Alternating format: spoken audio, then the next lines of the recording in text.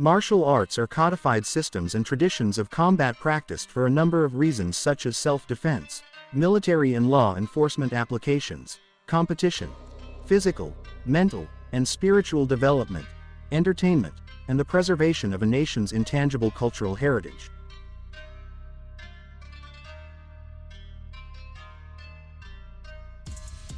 Muay Thai or Thai boxing is a martial art created as a product of the constant conflicts of the Thai people on the way from their homeland, southeast China, to the area of present-day Thailand.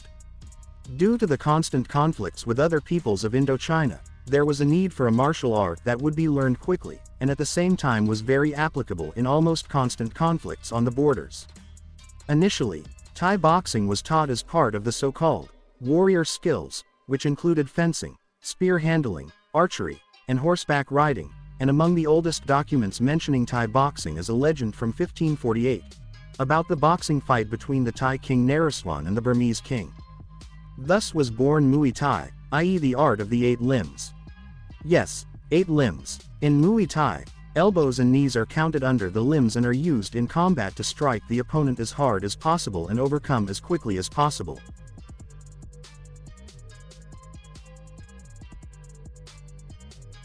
Brazilian Jiu-Jitsu is a martial art that focuses on grappling and especially on ground fighting with the aim of gaining a dominant position and using joint locks and chocking to force the opponent to surrender.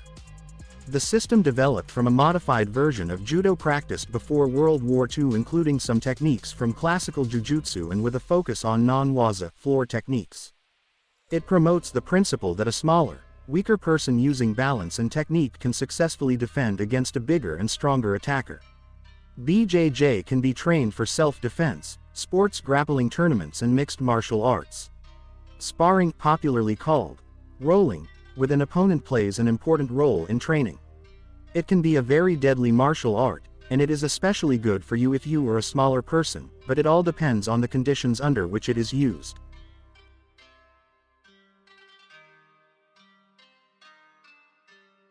Sambo, the martial art of unarmed self-defense, developed in the USSR where it was practiced by elite units.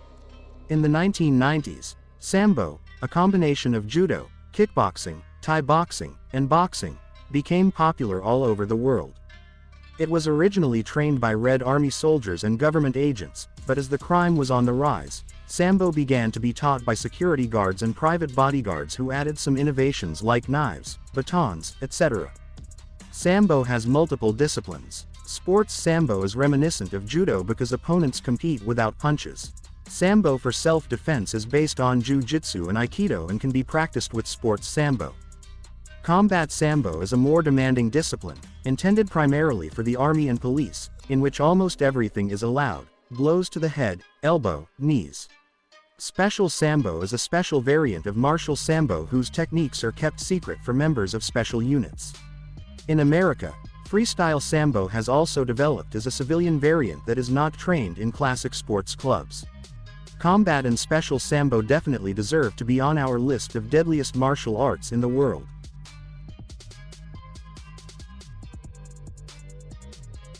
In general, Kung Fu refers to the Chinese martial arts, also called Wushu and Quanfa. In China, it refers to any study, learning, or practice that requires patience, energy, and time to complete. In its original meaning, Kung Fu can refer to any discipline or skill achieved through hard work and practice, not necessarily martial arts. It is one of the oldest hand-to-hand martial art. It is practiced for centuries, and it was used by Chinese warriors as a form of attack as well as self-defense. There are many styles of Kung Fu, but they all have the same goal: to strike your enemy with lightning speed and preventable power, and that is what makes it one of the deadliest martial arts in the world.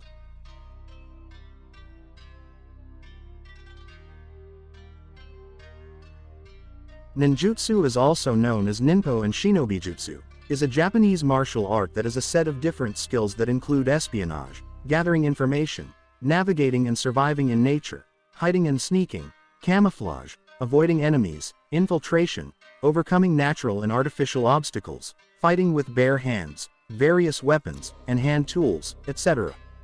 The ninjutsu most likely appeared in the 13th century, at the time of the appearance of the first shogunate ruled by the Minamoto clan. At the time, ninjas were practiced in Japan by only a few hundred people, appalled by the publicity and kept away from journalists and adventurers who did their best to get in touch with them and reveal their secrets. Today, ninjutsu is practiced by tens of thousands of people, of all ages, in hundreds of halls around the world. Freed from the dishonorable burden of the past, the ninjutsu, strictly controlled by its home school and spiritual leader in Japan, has become an extremely effective, integral system of self-defense and one of the deadliest martial arts in the world.